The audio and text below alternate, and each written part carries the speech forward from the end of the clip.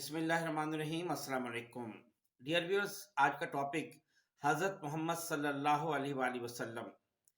اس lecture میں نے آپ صلی اللہ علیہ وسلم سے متعلق وہ تمام کوسچن کے آنسر دینے کی کوشش کی ہے جو آپ وسلم کے بارے میں کوئی کفار کوسچن کرتا ہے یا دہریے کوسچن کرتے ہیں۔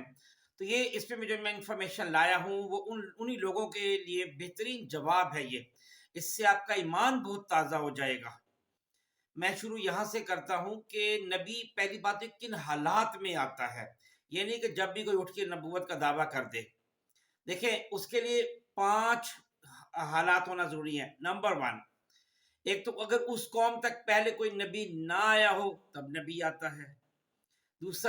دوسری قوم میں آئے نبی کا پیغام ان تک نہ پہنچا ہو، یعنی آیا کسی اور بستی میں ہے، کسی اور علاقے میں، اور اس کا پیغام یہاں تک نہ آیا ہو تب بھی اس بستی میں اس جگہ پہ پیغام آئے گا، نبی آئے گا۔ تیسری، اگر اس سے پہلے جو کوئی نبی آئے تھے ان کی تعلیمات یا بھلا دی گئی ہوں یا ان میں تحریف کر دی گئی ہو تب بھی نبی آئے گا۔ نمبر 4، اگر پہلے نبی کے ذریعے مکمل تعلیم و ہدایت لوگوں کو نہ مل سکی ہو تب بھی نبی آئے گا، اور اگر کسی نبی کے ساتھ اس کی مدد کے لیے ایک اور نبی کی ضرورت پڑے تو بھی نبی آ جاتا ہے۔ جیسے موسیٰ علیہ السلام کو اللہ نے جب نبی بنایا تو ان کی مدد کے لیے ہارون علیہ السلام کو نبی بنا دیا۔ اچھا، پھر نبی کی خصوصیات کیا ہوتی ہے؟ بہت زبردست انفارمیشن ہے، ذرا غور کیجئے گا ان چیزوں کو، ڈیپتھ میں جائیے گا۔ لیکن نمبر 1، ایک تو نبی کا نام مفرد ہوتا ہے، یاد رکھنا، جیسے موسیٰ، عیسیٰ، آدم، ٹھیک ہے نا، ہارون، نوح، محمد صلی اللہ علیہ وسلم۔ ڈبل نام یا ٹرپل نام نہیں ہو سکتا، جیسے مسیلمہ کذاب ہے، ٹھیک ہے نا، بشمہ طلحہ اسدی ہے، سجا بنت حارث ہے، وغیرہ وغیرہ، یہ سارے جھوٹے نبی۔ پھر نبی کسی کا شاگرد نہیں ہوتا، امی ہوتا ہے، وہ صرف اللہ کا شاگرد ہوتا ہے۔ اگر کوئی انسان جس نے نبوت کا دعویٰ کیا اور وہ کسی اکیڈمی سے، کسی اسکول سے، کسی کالج سے یا کسی سے تعلیم حاصل کرتا ہے وہ کبھی نبی نہیں ہو سکتا۔ نبی شاعر نہیں ہوتا، کیونکہ اگر کسی نبی کوئی نبی شاعری کرتا ہو، سمجھ لیں کوئی بندہ شاعری کرتا ہو نبوت کا دعویٰ کرے، وہ کبھی نبی نہیں ہوگا۔ پھر نبی جھوٹا نہیں ہوتا، ایون عاجزی میں بھی جھوٹ نہیں بولتا، مذاق میں بھی جھوٹ نہیں بولتا۔ پھر نبی کی میراث نہیں ہوتی، اگر کوئی اپنی چھوڑ کے جاتا ہے جائیداد تو اس کا مطلب وہ نبی نہیں ہے۔ نبی کی اس کا مطلب اگر کوئی نبی واقعی جو اصل نبی ہے اگر وہ فوت ہو جاتا ہے تو ان کی جو بھی چیز بچے گی، چاہے وہ ایک تلوار کیوں نہ ہو، تو وہ اس کے خاندان کے لیے پہ نہیں جائے گی، وہ امت کے لیے ہوگی، بیت المال میں جمع ہو جائے گی۔ پھر نبی کی بیوی امت کی ماں ہوتی ہے، یعنی نبی کی وفات کے بعد اس کی بیوی سے کوئی اور آدمی شادی نہیں کر سکتا۔ پھر نبی بہت خوبصورت ہوتا ہے، اس میں کوئی عیب نہیں ہوتا۔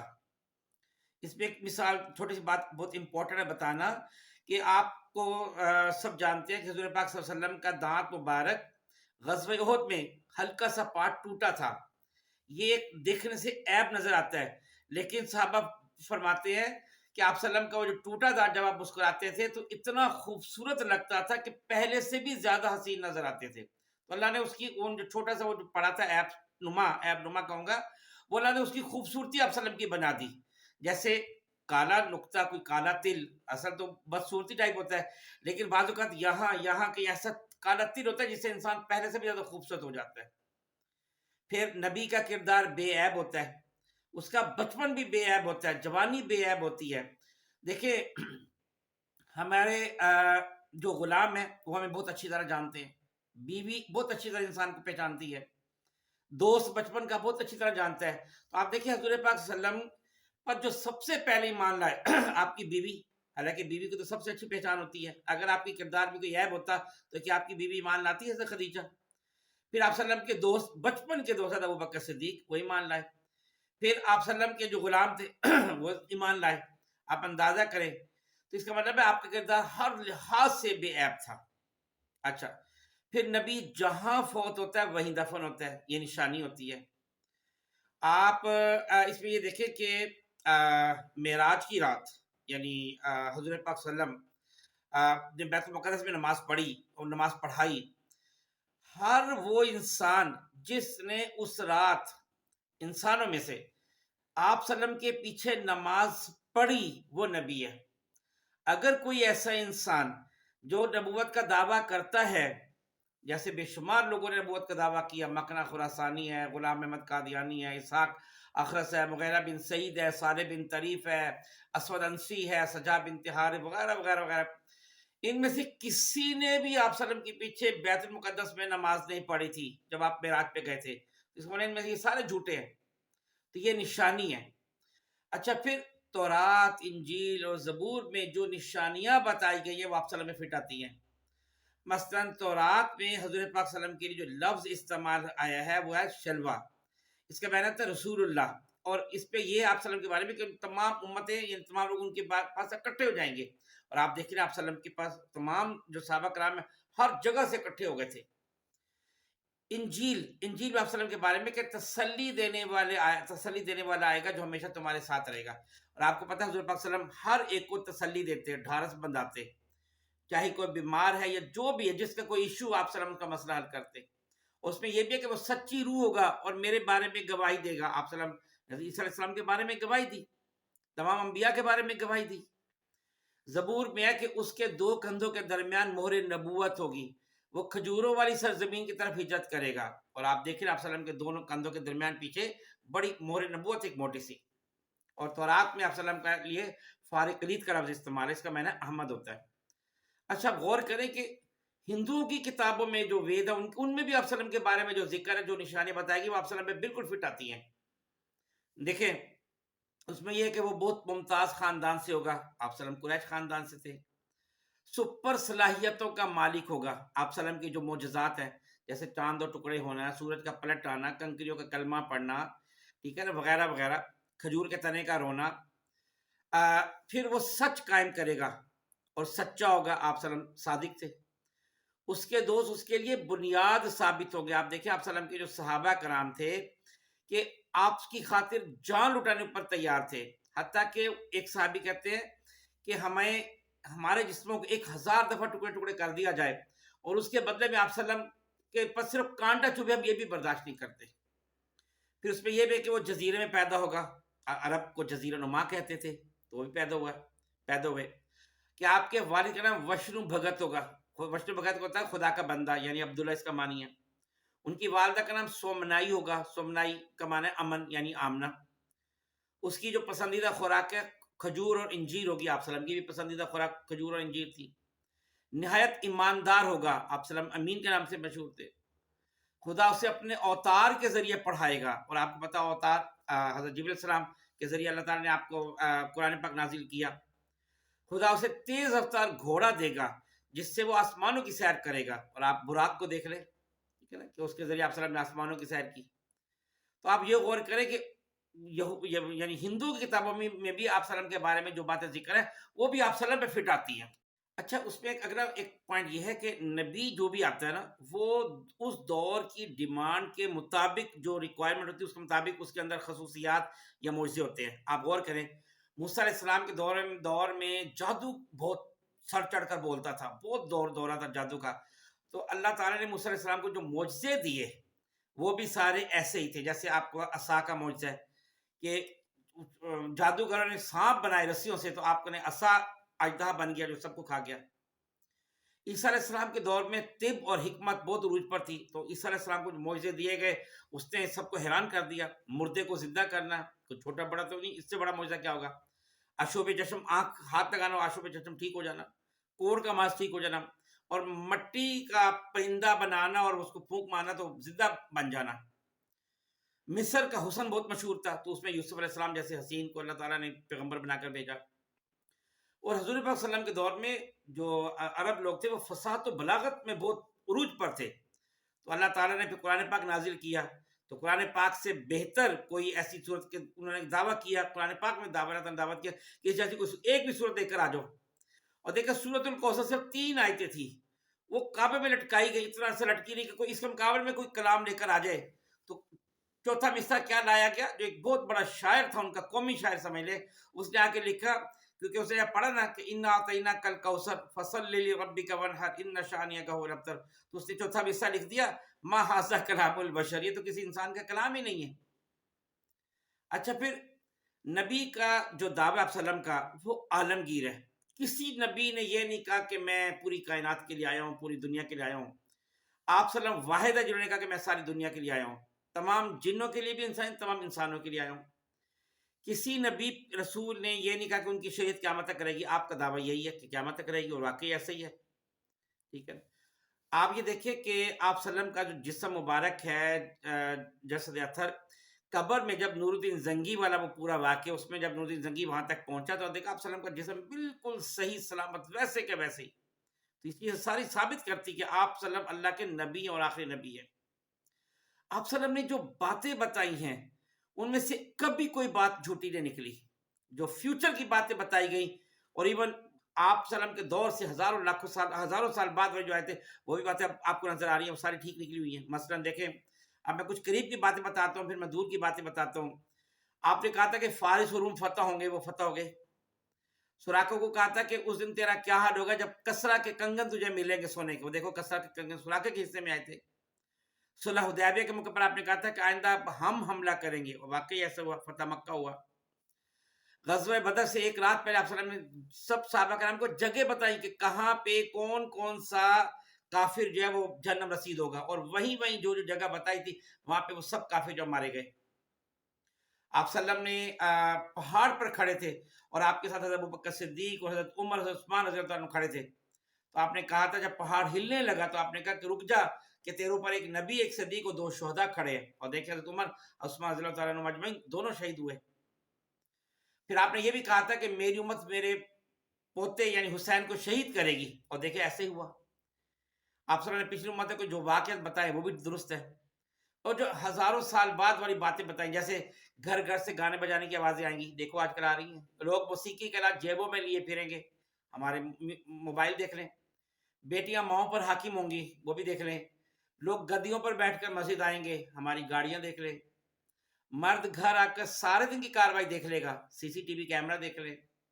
مسجدیں ڈیکوریٹڈ ہوں گی، نمازی نہ ہونے کے برابر ہوں گے، چیک کر لیں۔ بڑی بڑی مسجدیں، نمازی ہیں ہی نہیں، ایک صف بھی پوری نہیں ہو رہی۔ بھیڑ بکریاں چرانے والے اونچے اونچے محلات بنائیں گے، آپ عرب کنٹریز دیکھ لیں۔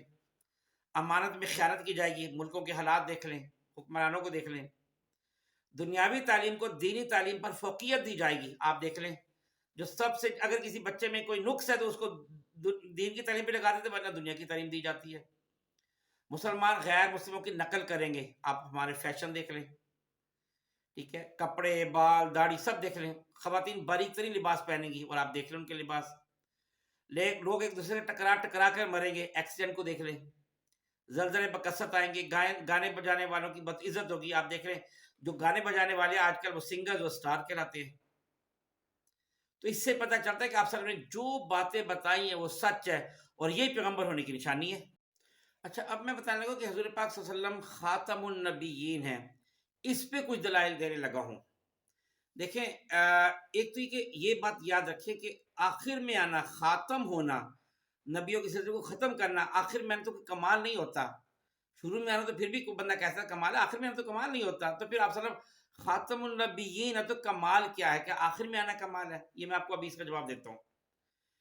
دیکھیں، ایک بات سب سے پہلی، حضور پاک صلی اللہ علیہ وسلم جو دنیا میں سب سے پہلا گھر کون ہے؟ کون سا؟ خانہ کعبہ، اول بیت، وہاں سے لے کر عرش الہی تک گئے، یعنی جہاں سے دنیا میں سب سے پہلا گھر، اور دنیا سے اوپر مکان لا مکان میں عرش الہی آخری جگہ ہے، وہاں تک گئے، یہاں تک کوئی پیغمبر اور رسول نہیں جا سکا۔ یہ ہے امام الانبیاء خاتم النبیین۔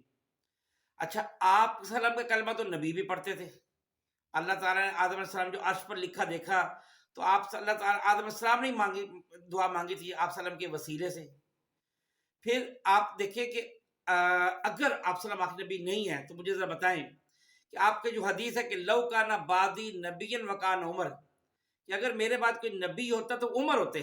حضرت عمر انہوں نے تو نبوت کا دعویٰ ہی نہیں کیا، ٹھیک ہے، اس کا یہ تو ویسے مطلب بات کر دی تھی۔ آپ صلی اللہ علیہ وسلم اللہ کے آخری نبی ہیں، کیونکہ آپ نے اگر کہہ دیا سے حضرت عمر کے بارے میں کہا تھا تو عمر نے نبوت کا دعویٰ کیا ہی نہیں۔ پھر اور دیکھیں، عقلی دلائل سارے دے رہا ہوں کہ آپ صلی اللہ علیہ وسلم فرماتے کہ میرے اور قیامت کے درمیان اتنا فاصلہ جتنا یہ 2 انگلیاں، آپ دیکھ رہے ہیں 2 انگلیوں کے درمیان میں تو کوئی نبی نہیں ذکر کیا نا، یعنی آپ کے بعد صرف قیامت ہے۔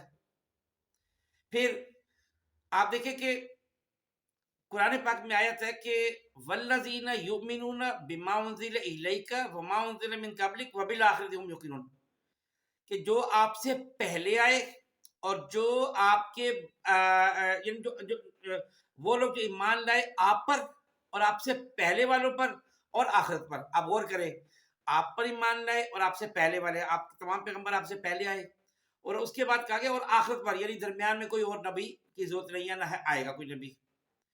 پھر آپ یہ دیکھیں کہ جب عالم ارواح تھا، جب اللہ تعالیٰ نے سب ارواح سے پوچھا کہ الستو بربکم، کیا میں تمہارا رب نہیں ہوں، تو سب خاموش تھے، کسی کو نہیں پتا تھا کہ کیا جواب دینا ہے. تو آپ صلی اللہ علیہ وسلم کی روح نے سب سے پہلے کہا تھا بلا، بے شک، اس میں کوئی شک ہی نہیں ہے، آپ ہمارے رب ہیں، ہمارے اللہ ہیں. تو اس کے بعد باقی پیغمبروں نے پھر کہا. یہ بھی یہ ثابت کرتی ہے مہر نبوت آپ کے آخری نبی ہونے کی دلیل ہے. اچھا، ہر نبی کو نبی ماننے سے ایمان تک مکمل ہو جاتا ہے، لیکن آپ صلی اللہ علیہ وسلم کو آخری نبی ماننے سے ایمان مکمل ہوتا ہے. پھر بڑی واضح جو آیت ہے، حدیث ہے کہ ترمذی میں کہ لا رسول آبادی ولا نبی آبادی. آپ صلی اللہ علیہ وسلم کے جو معجزات ہیں وہ بھی تو یہ ظاہر کرتے ہیں. دیکھیں، موسیٰ علیہ السلام نے عصا دریا پر مارا، عصا کو دریا پر مارا، دریا دو ٹکڑے ہو گیا. آپ یعنی عصا دریا تک گیا، لیکن آپ صلی اللہ علیہ وسلم نے انگلی کا سے اشارہ کیا، انگلی آسمان تک نہیں گئی، چاند دو ٹکڑے ہو گیا. آپ غور کریں کہ عیسیٰ علیہ السلام نے بیمار آنکھیں تھی، آنکھیں دکھنے آئیں، اس کو ہاتھ پھیرا، آنکھیں ٹھیک ہو گئی. آپ صلی اللہ علیہ وسلم نے جب لعاب لگایا تو صدیق کی پنڈلی پر، تو سانپ کا زہر ختم ہو گیا. عیسیٰ علیہ السلام مردے کو زندہ کرتے، اس چیز کو زندہ کرتے جو پہلے زندہ تھی کسی زمانے میں، وہ فوت ہو گیا، آپ نے اس کو دوبارہ زندہ کیا، دعا پڑھی، اللہ تعالیٰ نے معجزہ دیا تھا، اللہ سے دعا کی، اللہ تعالیٰ نے زندہ کر دیا. لیکن آپ کے اشارے سے تو بے جان جسم میں جان آ گئی تھی. کنکریوں نے کلمہ پڑھا جو پہلے کبھی جاندار نہیں رہی، درخت نے کلمہ پڑھا، درخت نے رویا، درخت نے بات کی.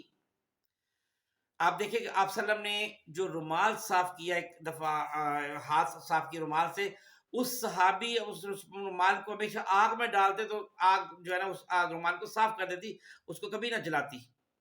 آپ کی انگلیوں سے پانی کے چشمے جاری ہوئے. ٹھیک ہے، ایک صحابی جو آپ صلی اللہ علیہ وسلم کو ماننے والے آگ میں ڈالے گئے تو زندہ واپس آ گئے. یعنی آپ کی تو کمال کی بات ہے، ان کی جو ماننے والے ہیں ان کے ساتھ یہ ہے. تو یہ ساری چیزیں کیسے ثابت نہیں کرتی کہ آپ صلی اللہ علیہ وسلم اللہ کے نبی ہیں.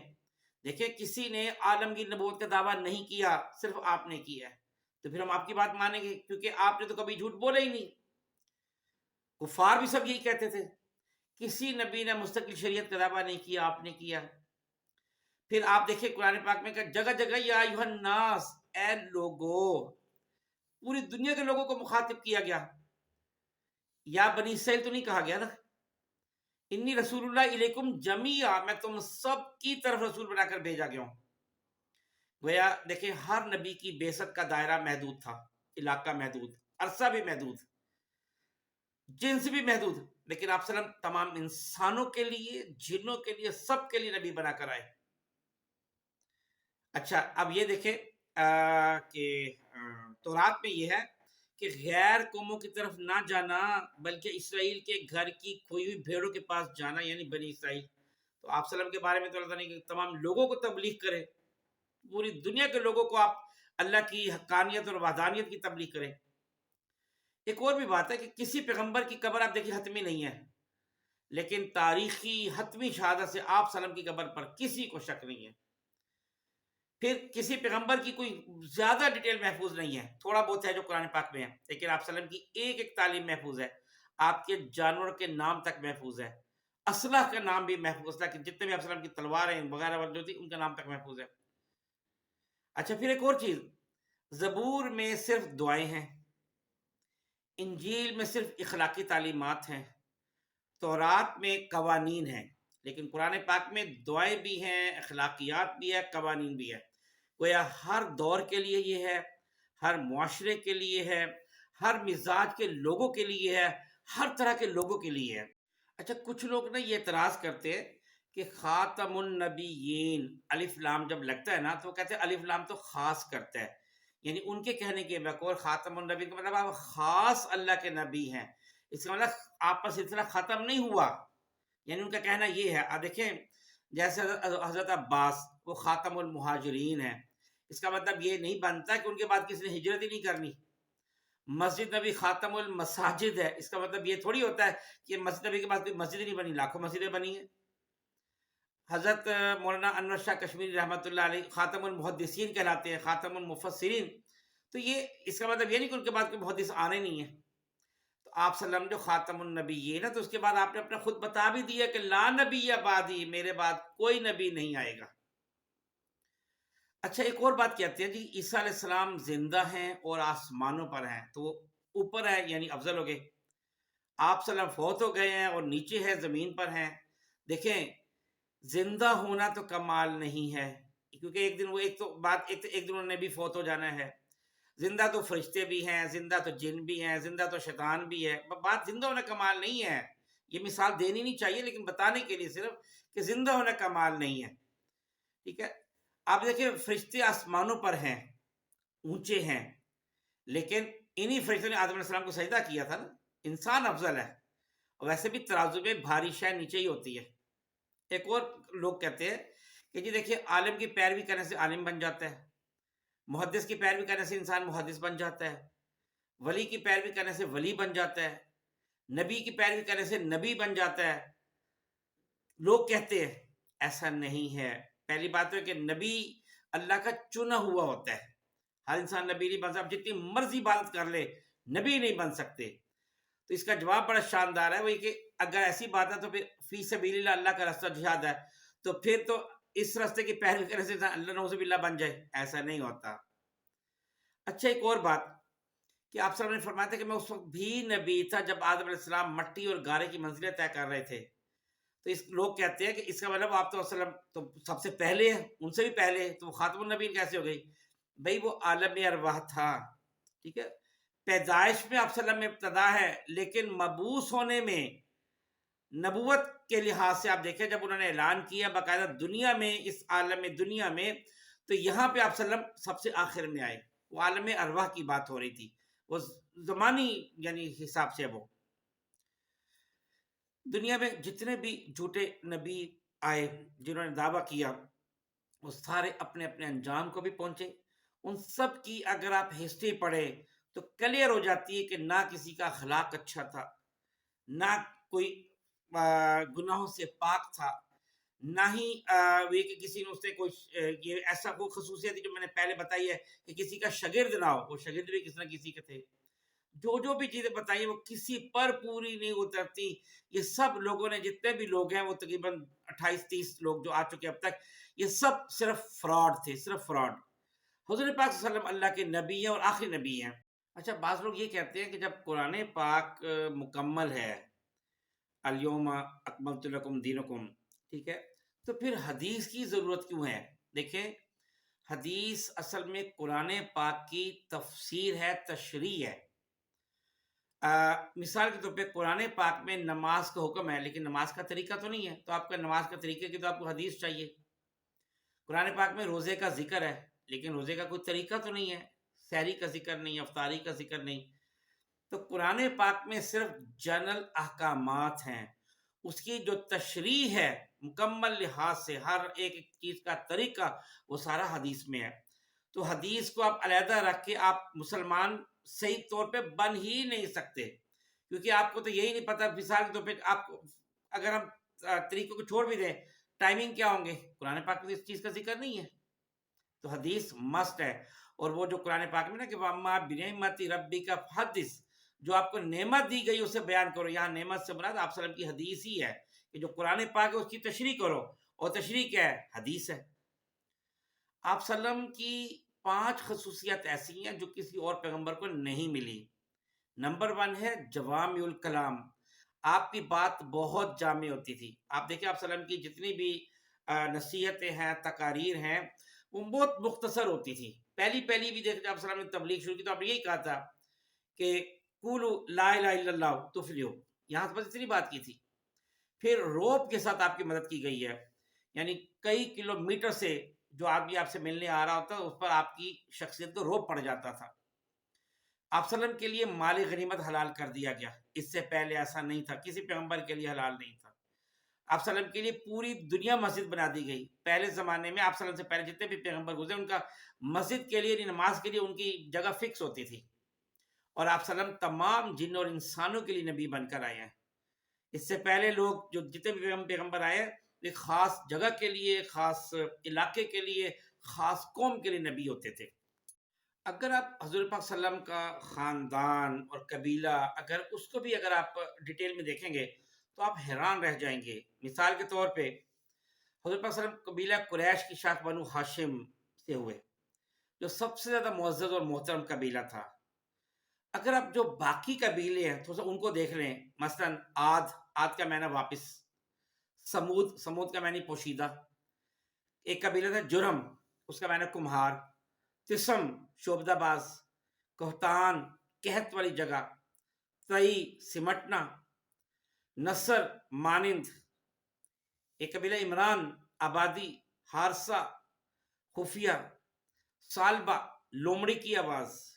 اور قریش قبیلہ اس کا معنی سٹیبل مستقل مزاج.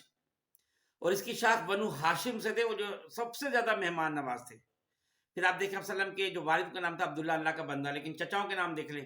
حارث کسان، عبد العزا یہ ابو لہب کا اصل نام تھا، عبد الکعبہ، زرار کے معنی فتنہ، کشم کھجور، نوفل سخت جگہ، حمزہ لمبی جگہ یا پٹی، عباس پتھریلی جگہ، جوہل گرگٹ.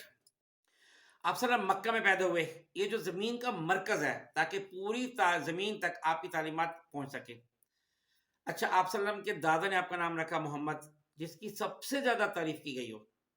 اور باقی پیغمبروں کے ناموں کے دیکھ لیں، آدم علیہ السلام گندمی رنگت والا، نوح نوحہ کرنے والا، یونس ستون، لوط چوٹی گت، یوسف افسوس والا، یعقوب باد والا، موسیٰ علیہ السلام پانی سے نکالا ہوا، عیسیٰ صیحت کرنے والا، ذکریہ سبق والا، ادریس درس والا، یحییٰ زندہ، ایوب تحمل، ہارون تقویت دیا گیا، اسحاق ثابت قدم. آپ نے فرمایا کہ آسمان پہ میرا نام احمد ہے، تو محمد اور احمد دونوں میں کوئی نقطہ نہیں، اللہ میں بھی کوئی نقطہ نہیں، یہ صفات میں بھی یکتا ہے. آپ کی والدہ کا نام آمنہ، امن والی. قبیلہ بنو زہرہ معنی تر و تازہ.